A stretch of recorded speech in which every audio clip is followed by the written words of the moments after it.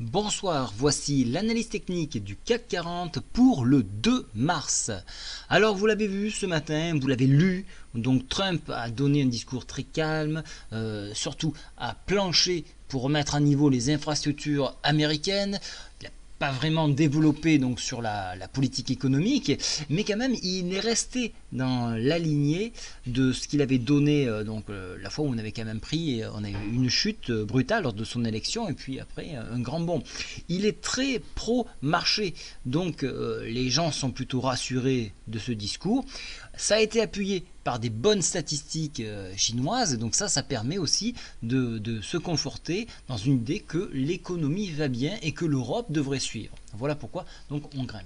Alors maintenant, au niveau du calendrier économique de demain, donc on a des statistiques allemandes à 8 heures sur l'indice des prix à l'importation, c'est pas vraiment de la grosse statistique, mais bon, elle tombera. Il faut plutôt se focaliser à 11 heures sur l'IPC, c'est l'indice des prix à la consommation sur la zone euro. Ça, ce sont des statistiques importantes, ainsi que le taux de chômage à 11 heures. Donc on aura ces statistiques-là qui seront à suivre.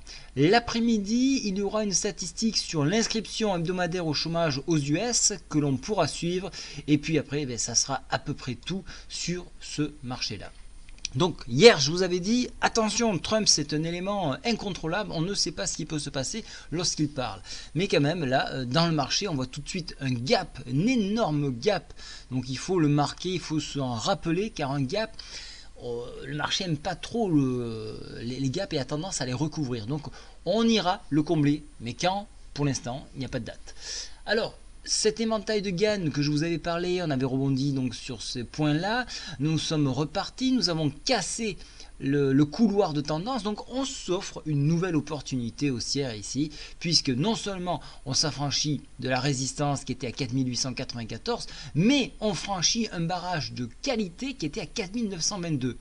Sur le chat LCB, je vous ai dit, regardez, il y a un double bottom en formation, et si on franchit la ligne de coup 4922, là on aura une extension haussière, hein, dans la théorie des double bottom, on pourrait retracer cette hauteur là, ce qui nous porterait en direction des 4984. Alors il y a eu une très belle marge ici et j'espère que vous avez pu l'exploiter.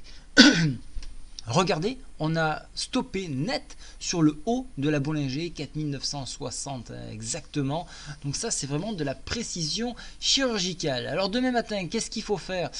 Alors je pense quand même qu'on aura une prise de bénéfice sur cette hausse-là. Donc on pourrait venir chercher, alors l'idéal c'est le sommet en pince ici que nous avons, donc légèrement au-dessus du support de 4922. Mais ça me semble difficile de retracer 40 points d'un coup comme ça. Donc on va plutôt se caler sur le Gann, hein, avec l'éventail de Gann ici.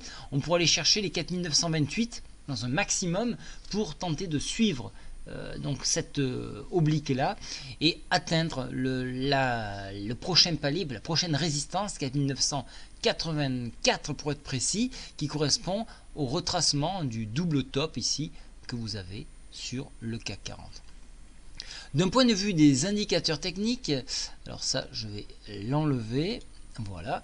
De point de vue des indicateurs techniques, il y a eu un très beau volume aujourd'hui et ça c'est plus de 4 milliards. Donc ça, les gens sont prêts à investir sur ces niveaux-là. Ça veut dire qu'on n'est pas prêt de baisser.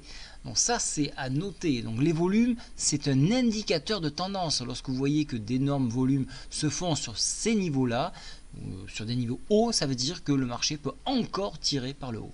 Alors regardez, la MACD, elle, vient de rebasculer à la hausse. Le stochastique s'est offert donc un refroidissement ici, ce qui permet une nouvelle extension. Donc il n'y a pas vraiment de signal de baisse ici.